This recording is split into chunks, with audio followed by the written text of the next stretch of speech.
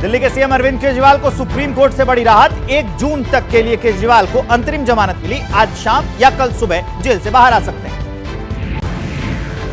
1 जून तक चुनाव प्रचार कर सकेंगे अरविंद केजरीवाल। 2 जून को दिल्ली में सभी 7 सीट पर होने हैं मतदान। 2 जून को ही केजरीवाल को सरेंडर करना होगा। महाराष्ट्र के नंदुरबार में पीएम मोदी ने कांग्रेस पर बोला हमला। कहा SC ST और OBC आरक्षण खत्म करना कांग्रेस की मंशा। संविधान और आरक्षण पर झूठ बोल रही कांग्रेस। हैदराबाद में कांग्रेस अध्यक्ष खड़गे का पीएम मोदी और अमित शाह पर हमला। कहा 3 चरणों की वोटिंग के बाद घबराहट में है मोदी और शाह। यूपी के कन्नौज में इंडिया गठबंधन की संयुक्त जनसभा। राहुल गांधी, अखिलेश यादव और संजय सिंह एक साथ मंच पर मौजूद। कन्नौज में बोले राहुल गांधी। कहा यूपी में इंडियन गठबंधन का तूफान। बीजेपी के यूपी में होगी सबसे बड़ी हार। देश के अगले प्रधानमंत्री नहीं बनेंगे नरेंद्र मोदी।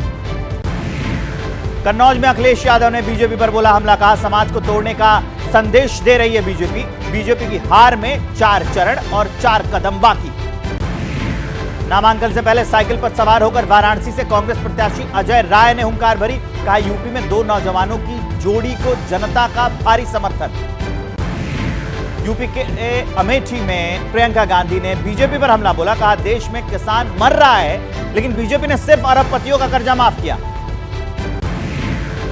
हरियाणा के पंचकुला में जेपी नड्डा ने रोड शो किया। बीजेपी के पक्ष में जनता से वोट की अपील की। रोड शो में जमकर उमड़ी भीड़।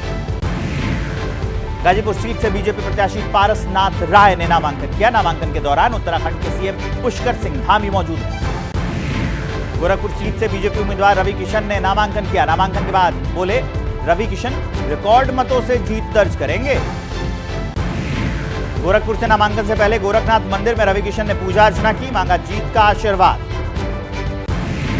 यूपी के गोरखपुर में सीएम योगी की बीजेपी प्रत्याशी रवि किशन के समर्थन में जनसभा। जनता से रवि किशन के लिए वोट मांगे। गोरखपुर से समाजवादी पार्टी की प्रत्याशी काजल निषाद ने नामांकन के बाद हुंकार भरी। कहा इस बार महंगाई और बेरोजगारी से त्रस्त जनता लड़ रही है चुनाव। बीजेपी की हार होगी। पटना साहिब सीट से बीजेपी प्रत्याशी रविशंकर प्रसाद का नामांकन आज। नामांकन से पहले परिवार के साथ पूजा की। रविशंकर को बहनों ने विजय तिलक लगाया। यूपी के सीएम योगी आदित्यनाथ ने गोरखनाथ मंदिर में पूजा अर्चना की। अक्षय तृतीया के अवसर पर फलों के रस और दूध से रुद्राभिषेक किया। झारखंड के गोड्डा से बीजेपी प्रत्याशी निशिकांत दुबे नामांकन से पहले पहुंचे बाबा वैद्यनाथ के दरबार। मांगा जीत का आशीर्वाद। गोड्डा सीट से 3 बार रह चुके हैं सांसद।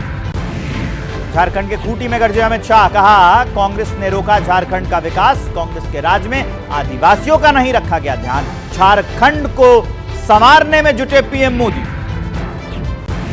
दुमका सीट से बीजेपी प्रत्याशी सीता सोरेन ने नामांकन किया। नामांकन में झारखंड बीजेपी प्रदेश अध्यक्ष बाबूलाल मरांडी, पूर्व मंत्री डॉक्टर लोइस मरांडी मौजूद हैं। झारखंड के दुमका में रक्षा मंत्री राजनाथ सिंह की बीजेपी प्रत्याशी सीता सोरेन के समर्थन में रैली। जनता से बीजेपी के पक्ष में वोट करने की अपील। पश्चिम बंगाल की कालीघाट सीट से टीएमसी उम्मीदवार अभिषेक बनर्जी ने नामांकन किया। नामांकन के दौरान टीएमसी के नेता मौजूद रहे। मुंबई उत्तर लोकसभा सीट से बीजेपी उम्मीदवार पीयूष गोयल ने रोड शो किया। बड़ी संख्या में पार्टी के कार्यकर्ता इसमें शामिल हुए। कांग्रेस नेता जयराम रमेश का बड़ा बयान। कहा 2024 में 2004 का चुनाव रिपीट होने जा रहा है। इंडिया गठबंधन की बनने जा रही है पूर्ण बहुमत से सरकार। 3 चरणों के चुनाव के बाद चिराग पासवान का एक बड़ा दावा सामने आया है। कहा कि अभी तक एनडीए के पक्ष में रुझान।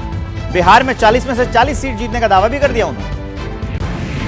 सैम पित्रोदा के बाद मणिशंकर अय्यर का विवादित बयान। कहा पाकिस्तान से बातचीत हो तब निकलेगा हल, क्योंकि कभी भी पाकिस्तान एटम बम का इस्तेमाल कर सकता है।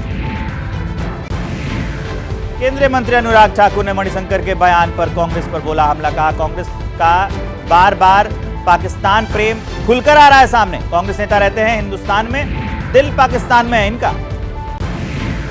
मणिशंकर अय्यर के बयान पर एबीपी न्यूज से बोले बीजेपी सांसद तेजस्वी सूर्या।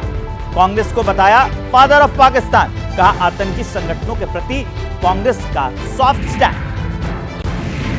मणिशंकर अय्यर के बयान पर गिरिराज ने कहा दुश्मन देश की भाषा बोलते हैं अय्यर और राहुल। पाकिस्तान ने थोड़ी भी हरकत की तो बदल जाएगा भूगोल।